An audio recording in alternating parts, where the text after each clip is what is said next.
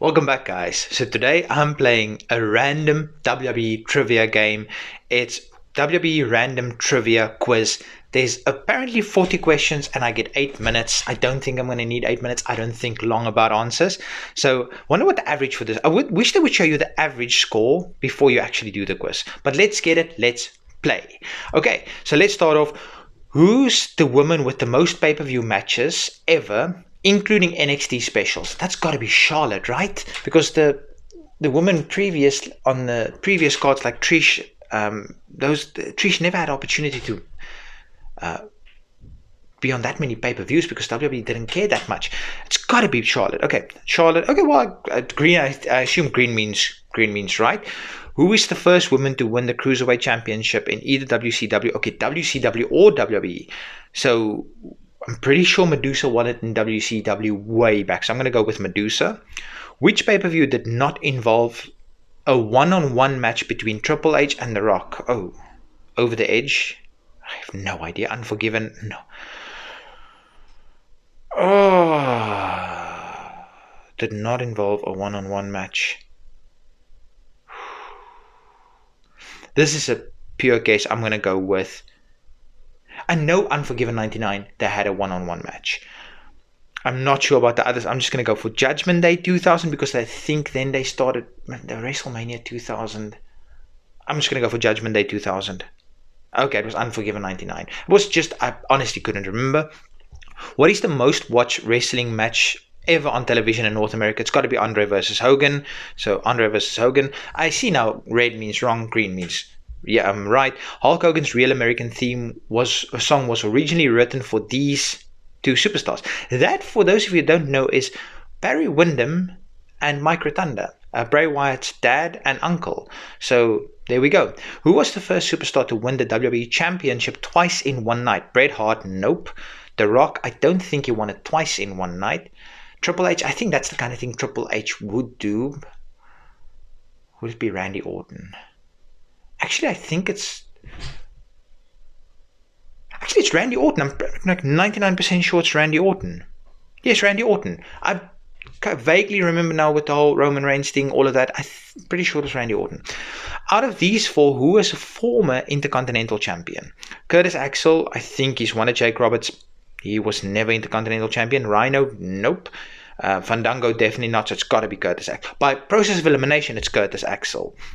Which pay-per-view did not have three superstars hold the same championship in one night? Oh, man.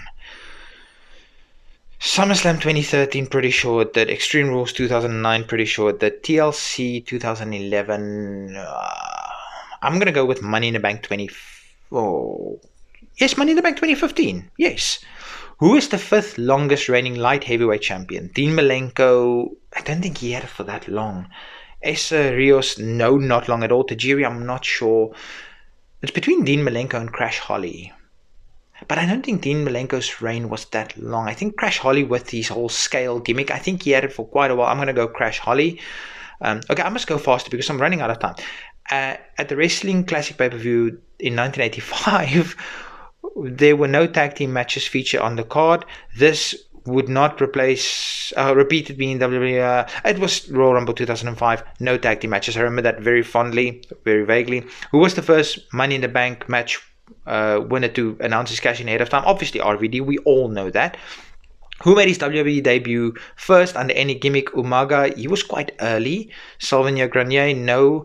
Shelton Benjamin. I'm pretty sure it's Umaga. He was quite early on. He made a debut even though it wasn't under the Umaga gimmick.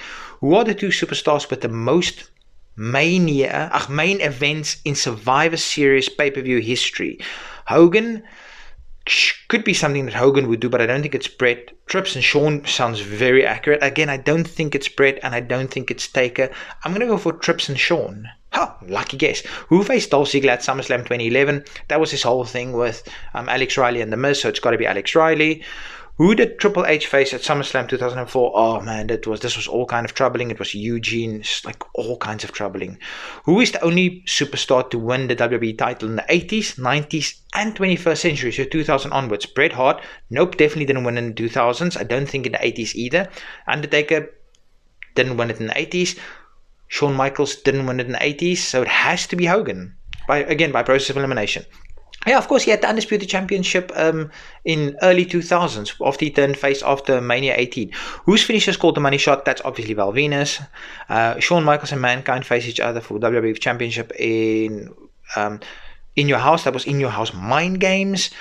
Which championship did Rikishi never win? Intercontinental he was. Tag champions he was both. He must be European. Who is the 1993 King of the Ring tournament competitor who technically advanced in the first round? It was Bret Hart, obviously. What superstar never had a shot at the WWE / World Heavyweight title? Tyler Breeze, Heath Slater, Zack Ryder, Titus O'Neil. Did any of them? Must have been in like some championship scramble or something. I'm going to take a guess at Tyler Breeze. For some reason, I remember him being in a title scramble match. I remember, so I can eliminate Tyler Breeze. I'm just going to go for a guess and say Titus O'Neil. Nope, it's Heath Slater. Okay, if you got that one, good for you. In which of the first 4 WrestleMania events Brutus Beefcake lost on his match card? WrestleMania 2. That's just the typing of this is really bad. The grammar and everything. Who are the first 2 women wrestlers to main event Monday Night Raw? Obviously Trish and Lita.